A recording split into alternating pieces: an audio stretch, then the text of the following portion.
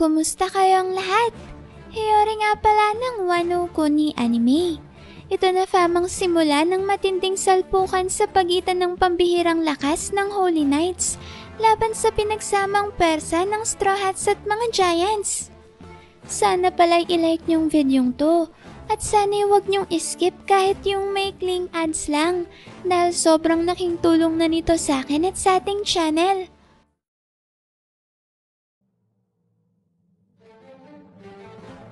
Ang chapter 1146 ay pinamagatang A Stir in the Silence.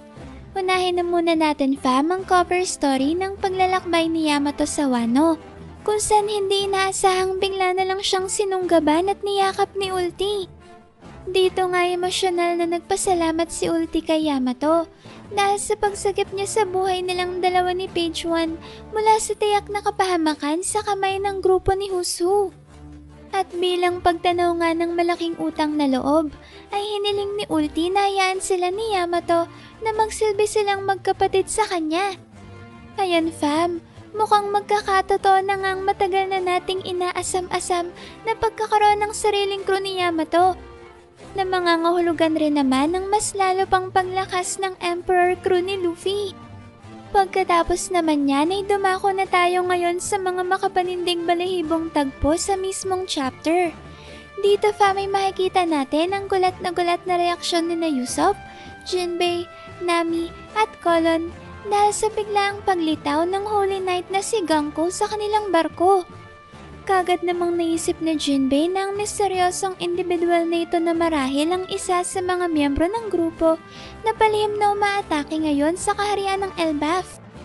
Sa sumunod na panel naman fam ay makikita nating nananatili pa ring nakatayo si Ganko sa kanilang harapan at tahimik lang silang pinagmamasdan mula sa itaas na bahagi ng barko. Dito ay bigla namang napatanong si Colon na sinasabing ibig sabihin raw ba nito ay ang babaeng ito na ngang responsable sa paglampaso sa mga mandirigmang giants na nagbabantay sa Oris Castle? Sunod namang nagsalita si Nami at direktang kinumpronta si Ganko. Dito ay tinanong ni Nami kung ano raw ba ang problema ng grupo ni Ganko at bakit raw ba kinailangan pa nilang idamay ang mga inosenteng batang giants ng Elbaf. Hindi naman pinansin ni Ganko ang tanong ni Nami at bagkus ay mas nag-focus siya sa sinabi ni Colon dahil tila ba nagpanting ang kanyang tenga sa sinabi ng anak ni Gaban. Dahil dyan fam ay tinanong ni Ganko si Colon kung tama ba ang kanyang narinig na tinawag sila nito ang mga hamak na tao lamang. Pagkasabi naman niya ni Ganko ay tila ba may kakaibang napansin sa kanya si Brook at sa sumunod na panel fam ay doon na dineklara ni Ganko na hindi sila mga hamak na tao lang, kundi mga Diyos. Kaagad namang naihambing ni Usopp si Ganko kay Enel at pati na rin sa mga Celestial Dragons dahil nga sa labis na pagmamataas na pinapakita nito ngayon. Galit namang tinanong ni Nami si Ganko at sinabing ano naman raw kaya ang kailangan ng mga Diyos mula sa mga batang giants ng Elbaf at bakit sa pilitan pa nilang dinudukot ang mga inosenteng bata. Habang nagaganap naman ang interaksyon na yan fam sa pagitan ng Straw Hats at ni Ganko, ay makikita natin ang bishop ni Colon na kasalukuyan pa ring naglalayag sa gitna ng mga ulap sa kalangitan sa ibabaw ng Sunrealm. Sa sunod na panel naman ay sinang-ayunan ni Colon ang naging pahayag ni Nami at sinabing mga kaibigan niya raw ang mga batang giants na dinukot ng grupo ni Ganko. At habang pinapakita na nga ang patuloy na paglakad ng tulog ng mga batang giants, ay tinanong ni Colon si Ganko kung saan raw ba nila pinaplanong dalhin ang kanyang mga kaibigan. Dito fa may matapang na sinabihan ni Colon si Ganko na pakawalan na nito ang kanyang mga kaibigan at ibalik na ang mga ito sa poder ng Elbaf. Seryoso namang sumagot si Ganko at sinabing ang isang uhuging bata na katulad ni Colon ay kailangan raw matuto kung paano manahimik at kung kailan dapat itikom ang kanyang bibig. Dagdag pa ni Ganko ay kahit nga raw sa taglay na pambihirang lakas ng kanyang grupo ay hindi pa rin nila makakayang basta-basta na lang madukot ng sabay-sabay ang lahat ng mga bata sa Elbaf dahil sa hindi pang karaniwang laki ng mga ito. Habang sinasabi naman niya ni Ganko fam, may makikita na rin natin sina Frankie, Ripley, Lilith at Bonnie na matagumpay na napatumba ang dambuhalang halimaw na ulap. Matatandaan natin na isang higanteng ulap na ito sa mga masasamang panaginip ng mga batang giants na binigyan ng buhay ng mythical Zoan Devil Fruit ni Saint Killingham. Dito fam, may makikita nating masayang nagdiriwang ang grupo ni na Frankie at base nga dyan ay mukhang ang laser cannon technique ni Frankie na radical beam ang siyang nakapagpabagsak sa dambuhalang halimaw. Sobrang astig talaga ni Frankie fam, no? Dahil hindi niya kailangan ng tulong ng giant warrior na si Ripley at mag-isa lang niyang tinalo ang isa sa mga higanteng halimaw na pinalabas ng Holy Knights. Sa sumunod na panel naman fam, may bumalik na ang eksena sa misship ni Colon kung saan muling nagpatuloy sa pagsasalita si Ganko na sinasabing dahil nga raw sa laki ng mga batang giants ay kinailangan nilang paglakarin ng mga to nang sa gayon ay mas madali nilang madala ang mga bata pabalik sa Holy Land. Pagkasabi nga niya ni Ganko ay kagad namang nabahala si Nami, kaya tinanong niya kung ang tinutukoy raw ba ni Ganko na Holy Land ay ang Marijua na siyang tahanan ng mga Celestial Dragons. Sa puntong to na fam na pagtanto ng Straw Hats na kabilang pala sa mga Celestial Dragons ang grupo na umaatake ngayon sa Elbaf. Sinabi dito ni Usopp na ang mga Celestial Dragons raw ang pinakamalala sa lahat. Subalit gayon pa man ay mukhang naiiba pa rin naman daw si Ganko sa mga to dahil malayo ang itsura nito sa alam niyang typical na itsura ng mga Celestial Dragons, katulad na lang ni Saint Charlos na sinuntok ni Luffy dati. Nilinaw naman ni Brook ang obserbasyon na ito ni Usopp at sinabing hindi lang pangkaraniwang Celestial Dragon itong si Ganko dahil mas mataas pa raw sa normal na World Noble ang ranggo nito. Ito na siguro fam yung kakaibang napansin ni Brook kay Ganko kanina at kasabay nga nito ay doon na rin sinabi ni Brook na ayaw man raw sana niyang aminin, subalit malaki talaga ang posibilidad na isang miyembro ng Holy Knight ang misteryosong individual ng kaharap nila ngayon. Kaagad namang kinumpirma ni Ganko ang obserbasyong ito ni Brook at sinabing isang araw siyang kasapi ng Holy Knights. Pagkatapos niyan fam, may galit namang tinanong ni Usopp si Ganko na sinasabing wag raw nitong sabihin na pepwersahin nila ang mga batang giants upang magsilbi bilang mga alipin ng Celestial Dragons. Bigla namang nataranta si Usopp nang mapansin niya ang biglaang pagsulpot ng isang araw na ngayon ay nakatutok na sa ilalim ng kanyang baba. Sa sumunod na panel naman ay kagad na ngang naghanda si Nami upang atakihin si Ganko na sinasabing hindi nila hayaan ng Holy Knights na gawing alipin ng mga batang giants. Siguro fam ay ayaw ni Nami na maranasan ng mga inosenteng bata ang kanyang masaklap na naging karanasan mula sa kamay ni Arlong. Kaya naman dahil dyan ay mabilis na pinalabas ni Nami si Zeus upang magpakawala ng isang malakas na atake laban kay Ganko. Sa dulo naman ng eksenang to ay makikita rin natin si Usopp na patuloy ang pagkataranta dahil tila ba hindi siya nilulubayan ng araw ni Ganko kahit ano pa ang gawin niyang pagtakbo papalayo dito. Hindi na nga nagtagal fam at naglunsad na ng opensiba si Nami kung saan makikita natin ang paggamit niya ng isang bagong atake. Tinawag ni Nami ang bagong atake na to na Thunder Shark Tempo kung saan tila ba nag-transform bilang isang dambuhalang pating na Thundercloud ang dating homie na ulap ni Big Mom na si Zeus. Maaring nakuha ni Nami ang inspirasyon sa bagong teknik na ito mula sa pakikipaglaban niya sa Lunarian clone ni Jinbei na si S-Shark sa nakalipas na Egghead Arc. Dito fam, mabilis na inatake ni Zeus si Ganko gamit ang kanyang bagong Thunder Shark form. Subalit laking gulat nga ni Zeus nang bigla na lang bumalikwas ang tinatahak niyang direksyon at ngayon ay padiretso na siya sa kinaroroonan ni Nami. Dahil dyan fam, ay parehong pinagpawisan sina Nami at Zeus dahil hindi nila maintindihan kung bakit bigla na lang nagbago ang direksyon ng kanilang atake at ngayon nga tutumbukin na ni Zeus ang kanyang master na siya mismong nagpakawala ng malakas na opensiba. Dahil dyan fam, ay kagad na napatakbo si Nami papalayo kay Zeus habang si Zeus naman ay wala nang magawa kundi sabihan na lang si Nami na tumakbo upang maiwasan ang paparating na atake. Habang nagaganap yan may muli namang nagsalita si Ganko at sinabing ang buong mundo ay nakatadhanang magtapos kapag dumating na ang tinakdang araw. Ganun lang raw sanang dapat na mangyari. Subalit, bago naman matapos ni Ganko ang kanyang pagsasalita, ay doon naman saktong inabutan ni Zeus si Nami. At ngayon ay makikita natin na kinuryenta nito ang buong katawan ng kanya mismong master sa pamamagitan ng bago nilang teknik na Thunder Shark Tempo. Mukhang matindi-tindi rin ang lakas ng bagong atake na yan ni Nami at Zeus dahil mukhang natusta talaga ng Thunder Shark Tempo ang buong katawan ni Nami. Humingi naman kagad ng tawad si Zeus na ngayon ay napaiyak pa nga dahil sa nagawa niya sa Straw Hat Navigator. Habang nakukuryente naman si Nami, ay makikita natin si Ganko na tahimik lang silang pinagmamasdan mula sa itaas ng ship. Malalaman naman natin sa sumunod na panel na hindi pala ang katawan ni Nami ang tinamaan ng kidlat ni Zeus, kundi si Brook. Makikita natin dito na bago pala tumamang atake ni Zeus, ay nagawang mahablot ni Nami si Brook at matagumpay na naiharang ang katawan nito upang magsilbi bilang kanyang kalasag. Hindi naman makapaniwala si Zeus na imbes na si Nami ay si Brook pala talaga ang kanyang napuruhan. Nakangiti namang nagpasalamat si Nami kay Brook dahil sa imboluntaryo nitong pagsasakripisyo sa kanyang sarili.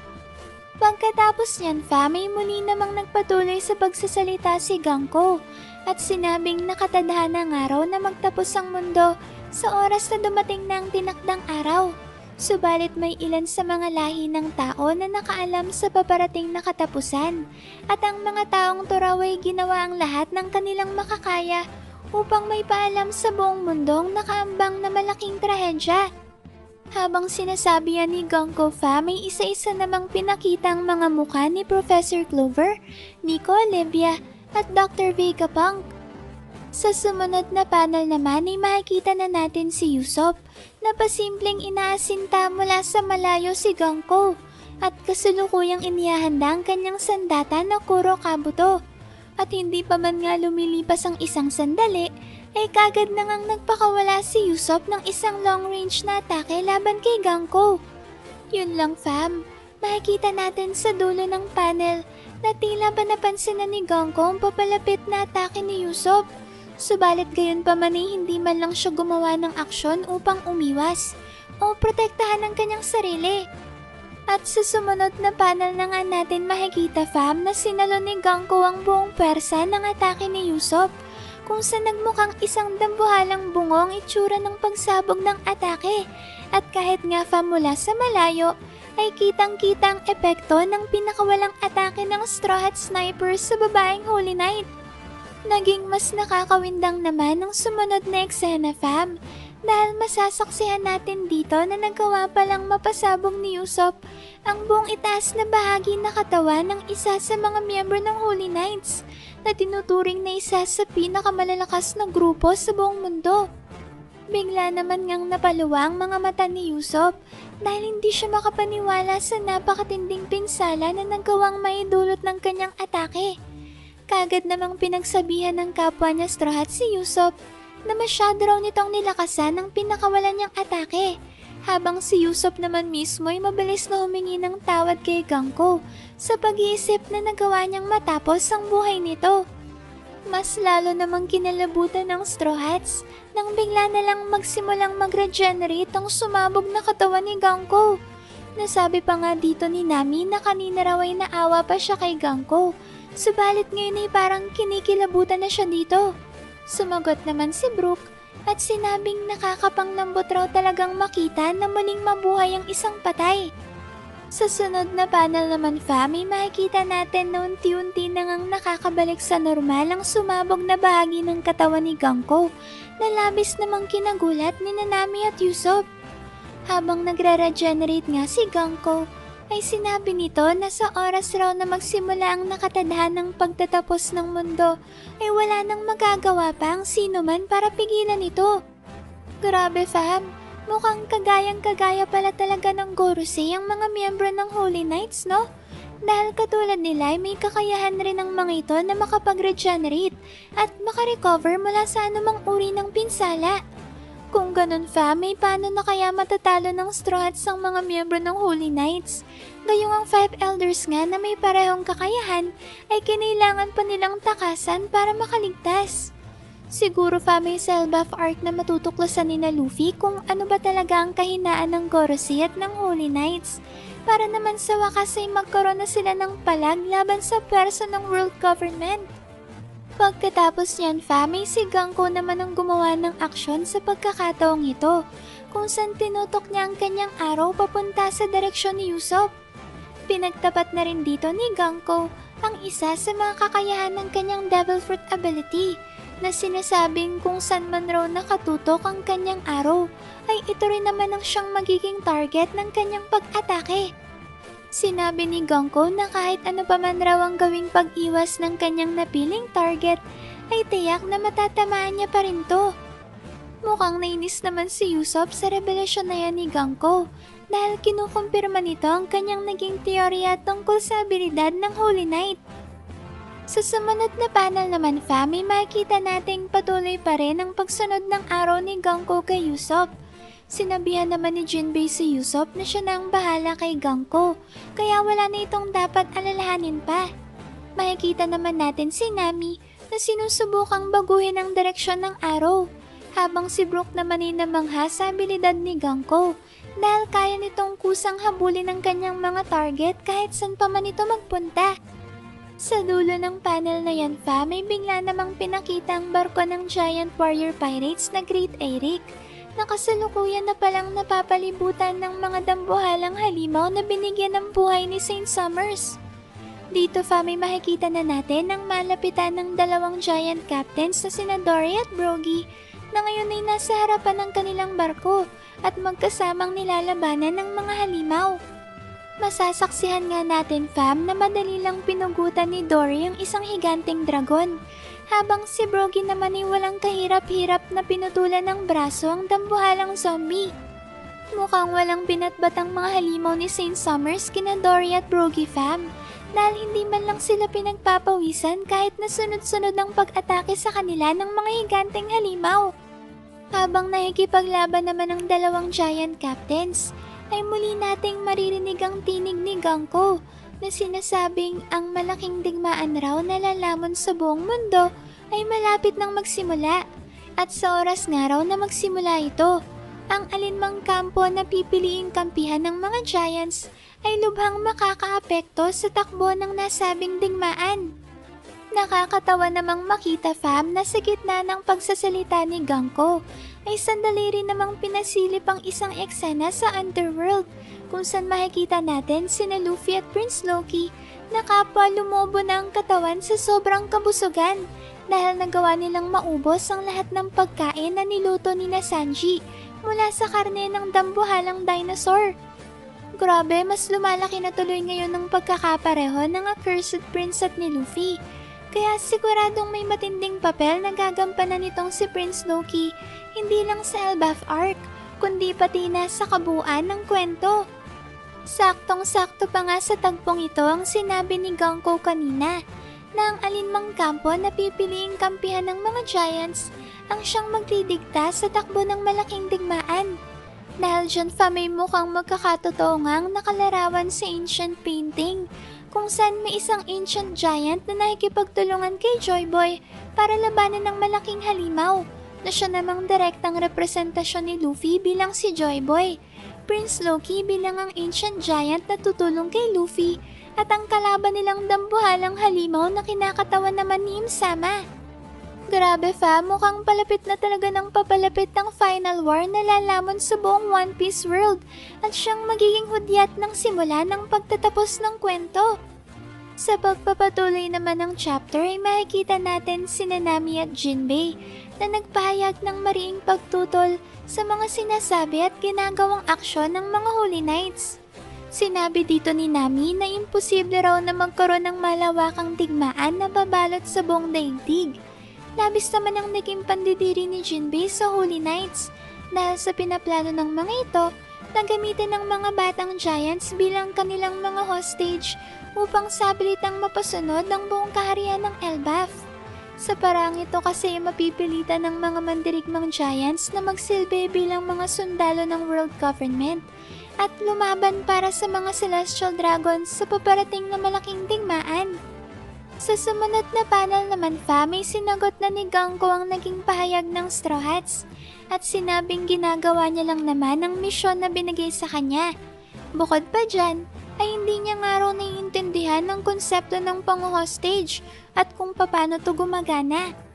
Para daw kasi kay Gangko ay pawang mga basura lang ang mga batang to, kaya hindi niya maintindihan kung paano sila nagkaroon ng halaga para sa mga giants ng Elbaf. Kaagad namang kinagalit ni Kolo ng mga sinabing ito ni Gangko, kaya mabilis niyang inihanda ang kanyang espada upang atakihin ito. Subalit bago pa man nga makaporma itong si Kolon, ay nauna nang kumilos si Gangko at ginamit ang kanyang Arrow Fruit ability upang puluputan ng araw ang leeg ng bata at kalat ka rin ito.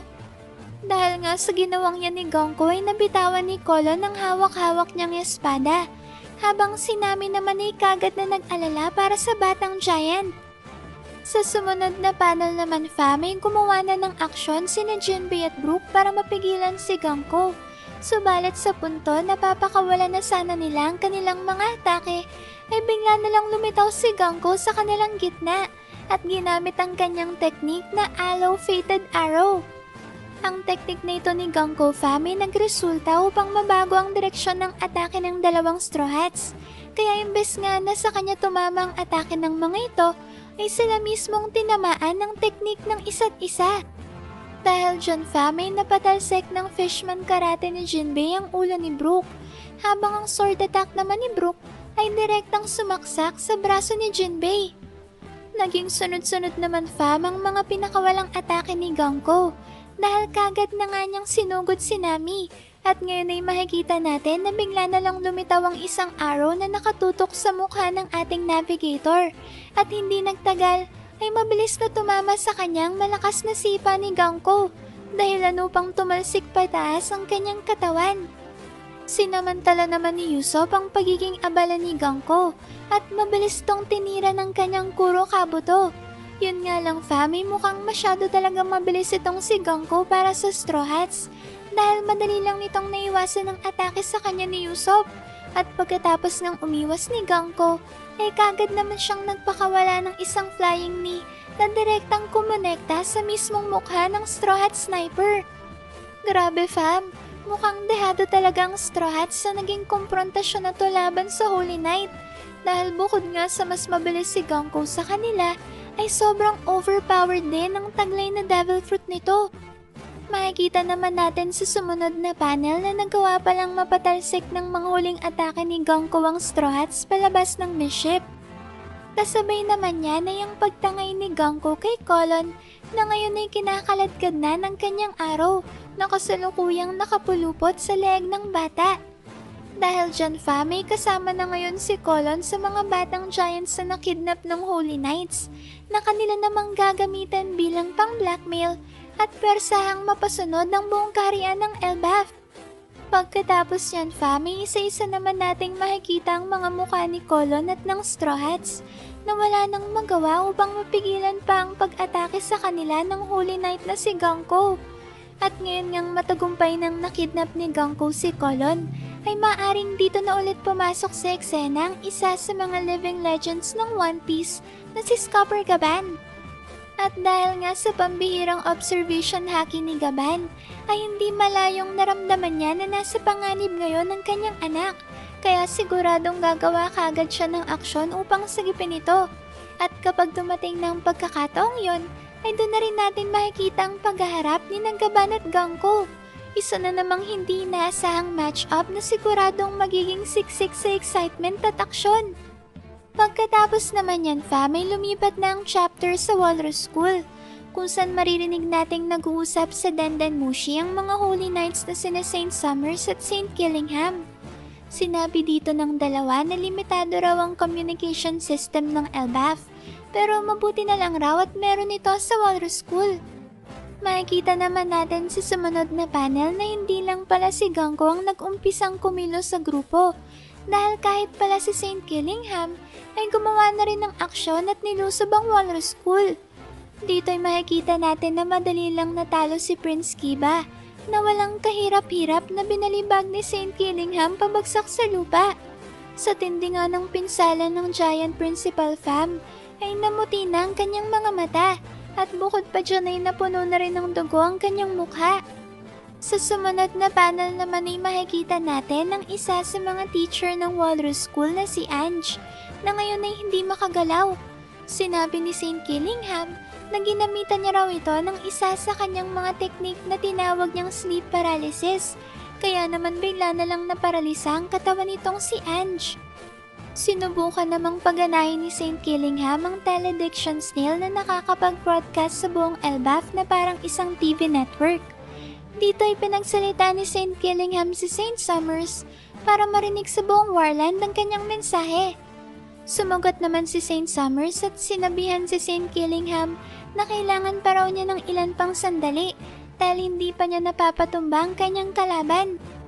Makikita naman natin dito fam na si Jaguar D. Sol pala ang kasalukuyang nilalabanan ni Saint Summers na ngayon ay tadtad na ng dugo at mga sugat sa buong katawan. Sinabi dito ni Saint Summers na isa raw dating Vice Admiral ng Marines itong si Sol at akala niya'y namatay na ito nung sinunog ng world government ang buong isla ng O'Hara. Habang nagsasalita naman si Saint Summers ay tila ba pasimpleng bumulong si Sol at sinabihan sina Robin at Chopper na magtago lang sila sa loob ng kanyang balbas upang hindi sila makita ng Holy Knights. Pilit namang tinakpan ni na Robin at Chopper ang kanya-kanyang bibig nang sa gayon ay walang lumabas na tunog mula sa kanilang pag-iyak. Dito may nakiusap si Sol sa dalawang Straw Hats na huwag nilang hayaang mahuli sila ng Holy Knights nang sa gayon ay makagawa pa sila ng paraan upang mailigtas ang mga batang giants. Pagkabulong nito ni Sol ay hinamon naman niya si Saint Summers na tapusin na nito ang kanilang laban. Kagad naman ngang umatake si Summers na mabilis na nakapagpabagsak kay Sol. Nakakalungkot talaga fam na makita si Robin na umiiyak at pilit na kinukubli ang kanyang sarili dahil wala siyang magawa para maprotektahan ang kanyang matalik na kaibigan na minsang nagligtas sa kanyang buhay. Sana may magkaroon na ng matinding power-up ang ibang Straw Hats sa Elbaf Arc para maging handa na rin ang buong crew sa papalapit na final war laban sa pwersa ni Imsama at ng buong world government. Sa sumunod na panel ay nagpahayag naman ng pagkainis si Saint Summers dahil nalaman nito na meron pa palang mga paaralan at library sa Elbaf.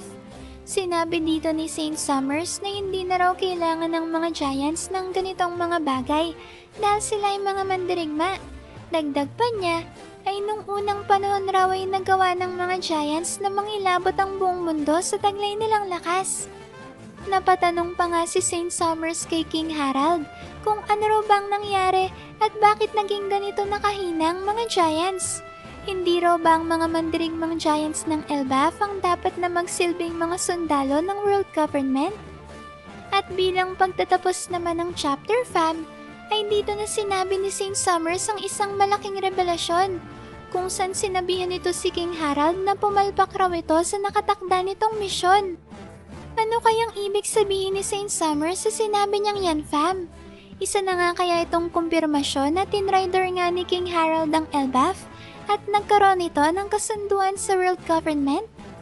Ito kaya ang dahilan kung bakit siya kinailangang tapusin ng kanyang sariling anak na si Prince Loki? At ano naman kaya ang legendary devil fruit na pinapamana sa mga nagiging hari ng Elbaf na ninakaw ng accursed prince? Grabe talaga fam, sobrang dami pa ng malalaking misteryo na kailangang mabigyang linaw sa arc na to. Ano sa tingin niyo fam? Ano kaya talagang totoong kaugnayan ni King Harald sa world government at sa Holy Knights? Kailan kaya sasali sa labanan ng Monster Trio at si Prince Loki? Kaya kayang matapatan ni Gaban ng Holy Knights sa isang laban? Paki-comment na lang dyan sa baba fam kung anong masasabi nyo sa maksyong chapter na to. Maraming salamat fam sa solid at walang sawa niyong pagsuporta sa ating channel. Sana'y palagi kayong ligtas at nasa mabuting kalagayan. Mag-ingat kayo palagi. See you on our next video and stay good, fam!